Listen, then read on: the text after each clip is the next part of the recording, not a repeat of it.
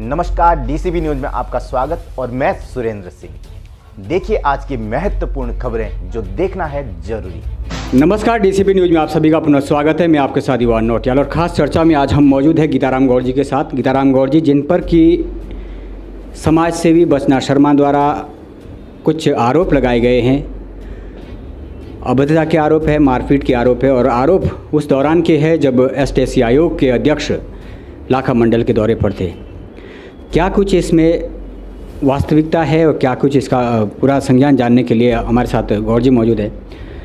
गौड़ साहब, सबसे पहले तो धन्यवाद दूंगा, आपने अपना कीमती समय दिया। सर, कुछ न्यूज़ पोर्टलों द्वारा जानकारी मिली है कि समाज सेवी बचना शर्मा द्वारा आप पर आरोप लगाए गए हैं कि आपने उनके साथ अभद्रता की है और उस दौरान जब आयोग के अध्यक्ष उस दौरे पर थे। क्या कहना है आपको उस परिप्रेक्ष्य में? पहले तो मैं आपको नमस्ते करता हूं और धन्यवाद देता हूं, आपने मेरा पक्ष जानने का प्रयास किया। हाँ, मुझे भी समाचार पत्रों के माध्यम से और कुछ न्यूज़ पोर्टल के माध्यम से ये पता चला है कि उन्होंने मेरे खिलाफ़ एक एफआईआर करी और कल उन्होंने एक प्रेस कॉन्फ्रेंस यहाँ पर देहरादून में करी। मैं ये कहना चाहता हूँ कि बचना शर्मा एक सातिर किस्म की महिला है। वो 2012 से पहले कहाँ रहती थी, पूरे गांव को, पूरे खत भोंदूर के पूरे इलाके को पता नहीं है। 2012 से वहाँ लाखा मंडल आई और 2012 में ही उसने वहाँ पर एक चूड़ी बेचने का और एक कॉस्मेटिक जो लेडीज़ सामान है उसको बेचने के इसकी छोटी सी दुकान है। और ये समाज सेविका कैसी समाज सेविका है? जो इसकी संस्था है उसका कोई रजिस्ट्रेशन नहीं है। अगर उसका कोई वैध रजिस्ट्रेशन है, वर्तमान समय में कोई उनका कोई कार्यालय है, मेरे समझ नहीं आती कि वो कैसी समाज सेविका है। और इसका मेरे से कोई लेना देना नहीं है।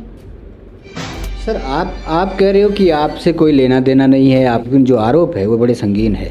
नहीं, मैं उन्होंने कहा है कि आपने मारपीट की है और उनके घुटने में चोट है, उनका कोई एक साथी का भी जिक्र कर रहे हैं, उनके सिर में चोट है और काफ़ी सीरियस चोट है। भाई साहब, ऐसा है, घटना 4 मई की है। माननीय मूरतराम शर्मा जी जो कि एसटी आयोग के सम्मानित अध्यक्ष हैं, वो क्षेत्र में आए थे और वहाँ आश्रम पद्धति बालिका विद्यालय के निरीक्षण में थे। चूँकि ये सब जानते हैं कि मैं भारतीय जनता पार्टी से पिछले 20-21 सालों से जुड़ा हूँ और मूरतराम शर्मा जी के सानिध्य में हमने बहुत कुछ सीखा है। वो हमारे नेता रहे। उन्होंने मुझे, जब वो शिव मंदिर दर्शन करने गए तो मंदिर में हमने उनका स्वागत किया। मंदिर दर्शन के बाद उन्होंने मुझे अपने साथ आश्रम पद्धति बालिका विद्यालय में निरीक्षण हेतु ले गए। वहाँ पर ओम प्रकाश और बचना ये दोनों पहले से मौजूद थे। और जब माननीय शर्मा जी मुझसे स्थानीय होने के नाते और चूँकि मेरा लंबे समय तक उनसे राजनीतिक वो रहा है, संबंध रहा है, तो उन्होंने मुझसे वहाँ की समस्याओं के बारे में चर्चा की। तो जब मैं उल्लेख कर रहा था कि यहाँ पर ये जो परिसर है इसके लिए हमारे गांव के लोगों ने, गुल्ली देवी जी ने, ब्रह्मानंद जी ने, महिमानंद जी ने और मेरे पिताजी ने, मुझे सौभाग्य मेरा है कि मेरे पिताजी ने सबसे ज़्यादा, जितने में वो पूरा परिसर है आज भी मेरे पिताजी ने रजिस्ट्री की है और 75% लैंड वो हमने दान दी है आश्रम पद्धति बालिका विद्यालय के लिए। तो इस चक्कर में मैं उनसे कह रहा था कि भाई इनका जिन्होंने ज़मीन दान दी है उनका आप एक यहाँ सिरापेट लगाए।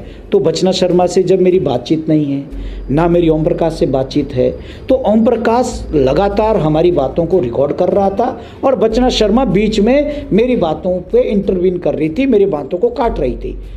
सर, आपका कहीं ना कहीं ये कहना है कि आपका उनसे कोई लेना देना नहीं है, उनसे कोई भी किसी तरह का कोई संपर्क नहीं है, लेकिन यदि किसी तरह का कोई कांटेक्ट नहीं है, कोई बातचीत नहीं है, तो क्या कोई ऐसा मुद्दा जो पूर्व से विवादों में चलता आ रहा है जिस कारण से एक आपसी रंजिश को देखते हुए ये जो लांछन लगाए जा रहे हैं आपसे, क्या आपको ऐसा लगता है कि कोई पूर्व का कोई ऐसा मसला रहा है? नोटियाल जी, देखिए, किसी भी लड़ाई का कोई उद्देश्य होता है। मेरा उससे कोई लड़ाई का उद्देश्य नहीं है और मैं नहीं समझता उसका क्या उद्देश्य है। उसका उद्देश्य है कि मेरी राजनीति ख़त्म करनी है, मेरे को झूठे झूठे बातों से लगाकर, लांछन लगाकर मेरे चरित्र को, मेरी छवि को धूमिल करना है। अब हमारी गलती एक है, हाँ, मैं बिल्कुल न्यूज़ चैनल पोर्टल के माध्यम से, आपके न्यूज़ चैनल के माध्यम से और अन्य न्यूज़ चैनल भी मुझसे बात कर चुके। मैंने उनको कहा हाँ एक गलती मेरे से हुई है, मेरे से नहीं, मेरे छोटे भाई से। मेरा छोटा भाई सुशील गौड़ लाखा मंडल में 2008 से 2014 तक क्षेत्र पंचायत सदस्य था। इस बीच आप जैसे आपको पता चल ही रहा है कि चक्राता में विभिन्न जाति धर्म के लोगों ने जनजाति के फर्जी सर्टिफिकेट बनाए। इनकी पुत्री, इनका जो एक विवाह है ये ओम प्रकाश के साथ, तो ये कैसे रह रही है, ये जो उसको करीबी बता रही है, रिकॉर्डों में तो ओम प्रकाश को वो फर्जी बताती है। मैं आपको दिखा रहा हूँ, ये एसटी का जो सर्टिफिकेट है ये आप देखिए। तो क्योंकि इसकी शादी जो वहाँ पे मद्रासी था एक एम सेलोराज मुथुस्वामी, उसकी बेटी है नैन्सी। तो इसने क्या किया कि एकलव्य विद्यालय कालसी में उसने एडमिशन करा लिया और एसटी का जाली सर्टिफिकेट बनवा लिया। जब इसकी शिकायत एक विसिल ब्लोअर के रूप में मेरे छोटे भाई ने की, क्योंकि वहाँ का वो चुना हुआ जनप्रतिनिधि था, उसकी जांच हुई। नपलचाल साहब ये उस समय जो उत्तराखंड के पूर्व मुख्य सचिव भी रहे हैं और सम्मानित अध्यक्ष भी रहे हैं, एक आईएएस सीनियर आईएएस है, उन्होंने जांच बैठाई। 6 महीने तक लगातार जांच हुई।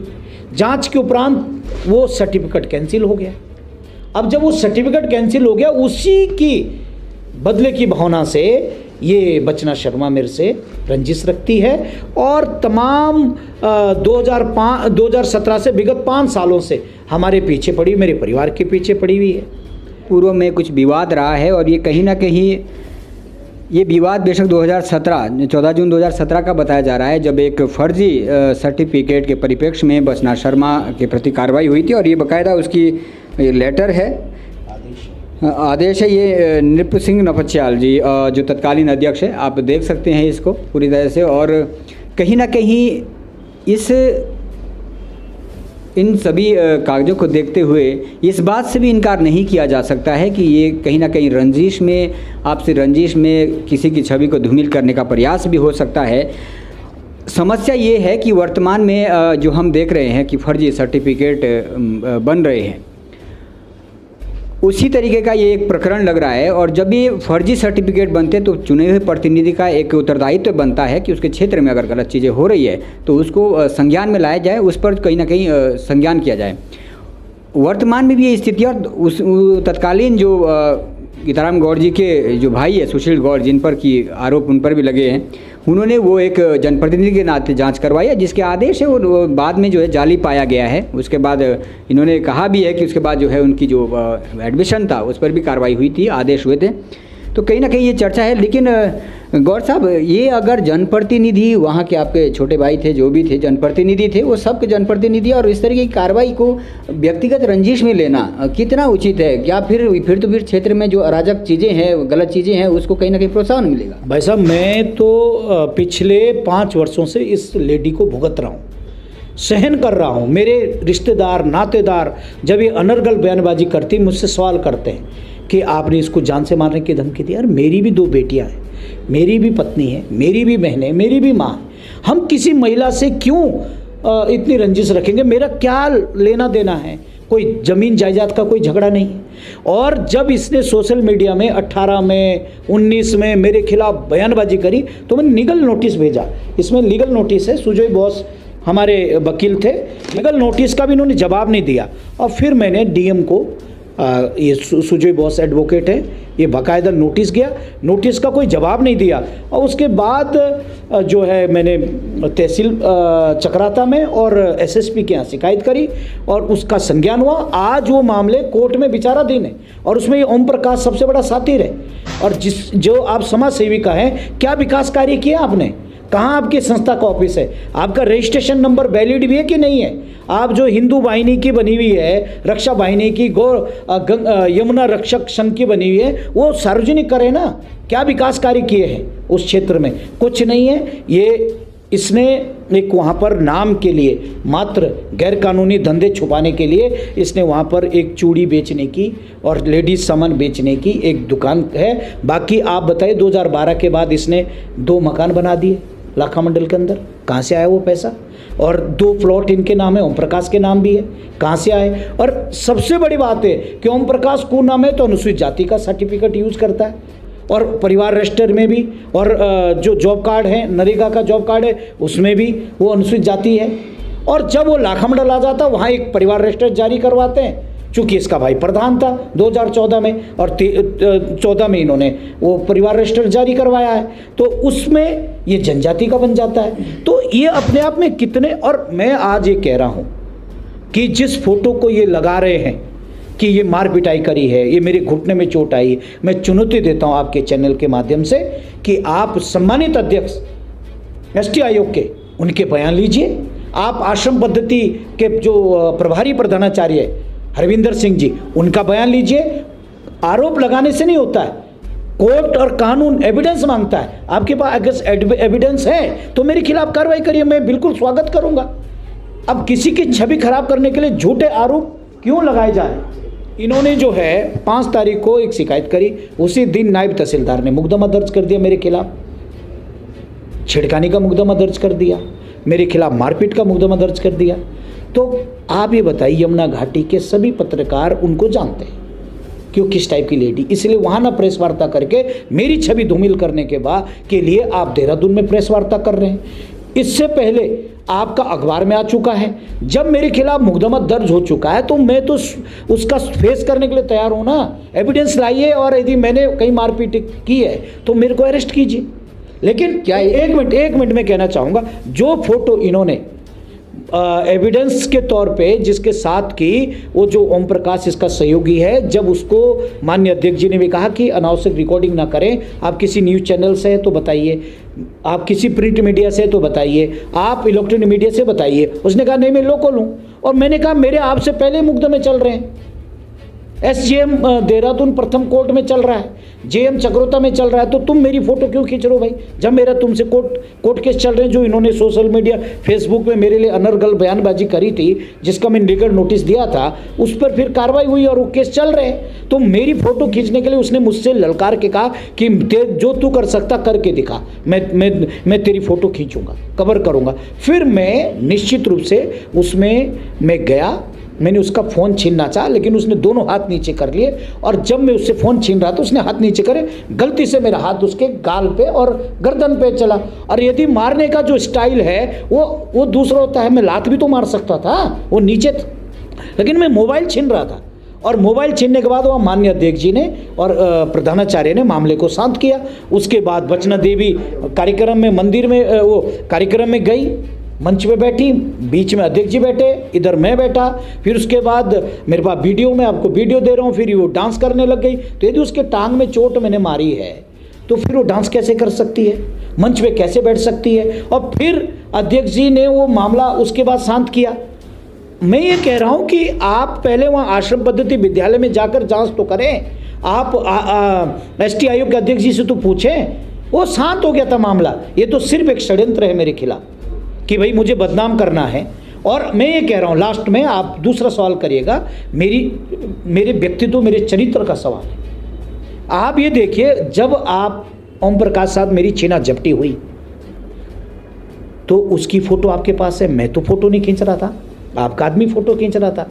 तो जब मैंने आपके साथ मारपीट करी, जो जैसा कि आप बताते हैं कि मैंने आपको भी मारा पीटा, आपके नाक में मैंने बॉक्सिंग मारा, आपको मैंने लात घुस्से मारे, आपकी टांग में फ्रैक्चर हो गया, आपसे मैंने बदसलूकी करी, आपसे मैंने छेड़छाड़ करी, आपके नाक से खून निकला, तो वो वीडियो क्यों नहीं है, वो फोटो क्यों नहीं है? मैं तो नहीं था फोटोग्राफर, वो भी सार्वजनिक करे ना, मैं स्वागत करूँगा। सर, अंतिम पर जाना चाहूँगा, इतने सारे आरोप है और आप सभी आरोपों को कहीं ना कहीं दरकिनार कर रहे हैं, क्या उसके बावजूद आपने इस मसले में क्रॉस रिपोर्ट दायर करी है अब तक? बिल्कुल। मैं फिर जब मुझे पता चला 5 तारीख को मेरे विरुद्ध इन्होंने एक झूठा मुकदमा दर्ज कराया, और मैंने नायब तहसीलदार साहब को फ़ोन किया कि बिल्कुल आप एविडेंस लाइए, क्योंकि इस महिला ने 5 साल से मेरे भाई को, मेरे पूरे परिवार को तंग कर रखा है। मेरी छवि को तार तार करने का ये पूरा, क्यों महिला होने का पूरा ग्रेस लेती है, महिला होने का पूरा लाभ लेती है। आप एविडेंस लाइए और मेरे खिलाफ कानूनी विधिक कार्रवाई कीजिए, मैंने उनको कहा। और फिर मैं डीएम पे गया और मैंने डीएम साहब को एक चिट्ठी लिखी कि ये देखिए भाई साहब, ये डीएम ने इसमें आदेश दिए हैं, देखिए आप, इसमें मैं सारा तथ्य इसमें रखा है। और मैं ये भी कहना चाहता हूँ कि आप तो ड्रामेबाज हैं। आप तो 2018 में भी जब आपका बेटी का ये सर्टिफिकेट कैंसिल हुआ, इस साइड ये ऑर्डर है, तो आप जहर की शीशी लेके आ गए थे, तो तब भी आपको मुझसे खतरा था।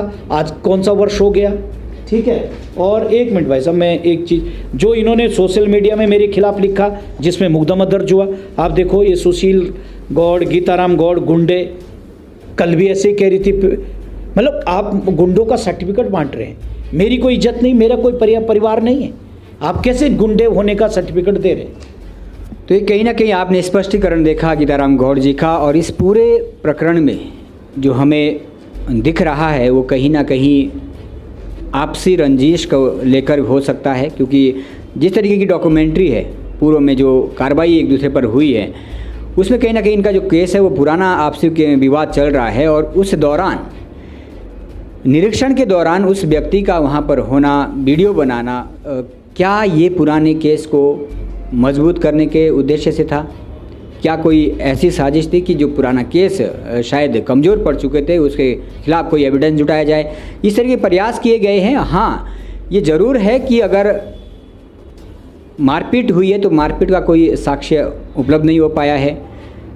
गंभीर चोटों का जिक्र किया जा रहा है, उसको लेकर कोई रिपोर्ट, मेडिकल रिपोर्ट अभी तक उस न्यूज़ चैनल के माध्यम से भी संज्ञान में नहीं आई है। तो ये इस तरीके का है। अब प्रश्न ये उठता है कि यदि जनप्रतिनिधि क्षेत्र में हो रहे अलीगल कार्य के प्रति कोई एक्शन लेते हैं तो उन एक्शन पर क्या इस तरीके से निपटा जा सकता है? यदि इस तरीके से निपटा जाएगा तो कहीं ना कहीं क्षेत्र में भ्रष्टाचार और अनियमितताओं को वर्चस्व मिलेगा। हमें चाहिए, चाहे वो बचना शर्मा है, चाहे गीताराम गौड़ जी है, समाज के लिए अगर काम कर रहे हैं तो निष्पक्ष तरीके से समाज के लिए काम करें और समाज के भीतर जो बुराइयां हैं उसको दूर करें, ना कि अपनी आपसी रंजिश में एक दूसरे पर छीटाकशी करें। हमारे साथ खास चर्चा में आप देख रहे थे गीताराम गौड़ जी को। कोशिश करेंगे इस संबंध में स्थानीय लोगों की भी प्रतिक्रिया जानने की, आयोग की भी प्रतिक्रिया जानने की, और एटीएस विद्यालय की भी प्रतिक्रिया आप जानने, स्थानीय विद्यालय की भी प्रतिक्रिया जानने की कोशिश करेंगे। मेरा बच्चा 5 साल का है, 2 बिटियां हैं मेरी, वो स्कूल जाते हुए मुझसे पूछ रहे थे, पापा कौन है बचना शर्मा? क्योंकि पूरा मेरा परिवार तनाव में, पूरा तनाव में है ये कि इस तरह के जो सोशल मीडिया में ये पिछले 4-5 सालों से आरोप लगा रही है और महिला होने का लाभ ले रही है। क्या एक पुरुष उस मतलब इस तरह से किसी पुरुष को कोई महिला मतलब अराजक स्थिति में ला सकती है?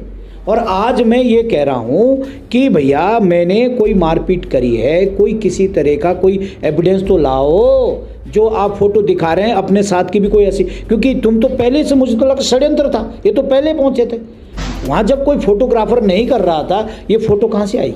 इसका मतलब इनके पास कोई फोटोग्राफर था। वारदात कुछ हुई नहीं, उसके बाद इन्होंने डांस किया, उसके बाद ये प्राइमरी स्कूल में भी निरीक्षण में साथ थे, फिर उसके बावजूद ये मंदिर में भी साथ थे। तो मैंने कहाँ इसके साथ मारपीट कर दी? भाई साहब, मैं तो खुद गुजारिश कर रहा हूँ चैनल के माध्यम से कि कृपया जो है कि उसके नाम मुझे मेरी छवि धूमिल करने वाली के खिलाफ कानूनी कार्रवाई करें। इसने जो शिकायत करी उसके ऊपर जांच करें और कोई एविडेंस लाएं। और मेरा छोटा भाई जो एक सफल व्यवसायी है, ए श्रेणी का कॉन्ट्रैक्टर है, वो देहरादून था उस दिन, उसको भी घसीट रही है, उसको भी। और आप बताइए, हमारी फेसबुक से फ़ोटो निकाल करके ये कह रही है ये नामी गुंडे, मतलब यानी ये सर्टिफिकेट दे रही है मेरे भाई का और मेरी फ़ोटो लगा के, मतलब ये नामी गुंडे। अरे हमारे खिलाफ कोई गुंडा एक्ट लगा क्या?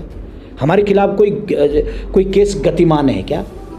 इसके बारे में पूरा तहसील चक्रौता जानता है, पटवारी जानता है, एसडीएम जानता है, सारे अधिकारी लोग जानते हैं कि एसडीएम साहब भी जानते हैं और यमुना घाटी के पत्रकार लोग भी जानते हैं। इसीलिए वो पत्रकार वार्ता वहाँ ना करके यहाँ कर रही है और मेरी छवि को धूमिल कर रही है। आज मुझे आपको इंटरव्यू देना पड़ रहा, आपका फ़ोन आया, कल रात को 9 साढ़े 9 बजे अमर उजाला का फ़ोन आया, दैनिक जागरण का फ़ोन आया। अब आप बताइए ना भाई साहब, मेरी स्थिति क्या कर दी इसने? तो कहीं ना कहीं ये सीधे स्पष्ट कहना है गीताराम गौड़ जी का कि जो भी आरोप है वो बेबुनियादी है, और हमने संपर्क इसलिए करना चाहा क्योंकि ये खबर जब हमारे संज्ञान में आई तो कहीं ना कहीं दूसरे पक्ष का वक्तव्य लेना, दूसरे पक्ष का स्पष्टीकरण लेना अति आवश्यक हो जाता है। इस संबंध में एक तरफा अगर कोई चल रहा है, विवाद चल रहा है, तो उसको दरकिनार कर हमें एक सामूहिक तौर पर जो भी खामियां उसे देखना होगा। उसी उद्देश्य से आज हम गीताराम गौड़ जी के साथ पहुंचे थे। गौड़ जी, बहुत बहुत धन्यवाद अपना कीमती समय देने के लिए। तो आप देख रहे थे डीसीपी न्यूज़, आज के लिए बने रहेगा डीसीपी न्यूज़ के साथ। तब तक के लिए हमें दीजिएगा इजाज़त, नमस्कार। आगे के अपडेट के लिए बने रहें डीसीपी न्यूज़ के साथ। जय हिंद, जय भारत।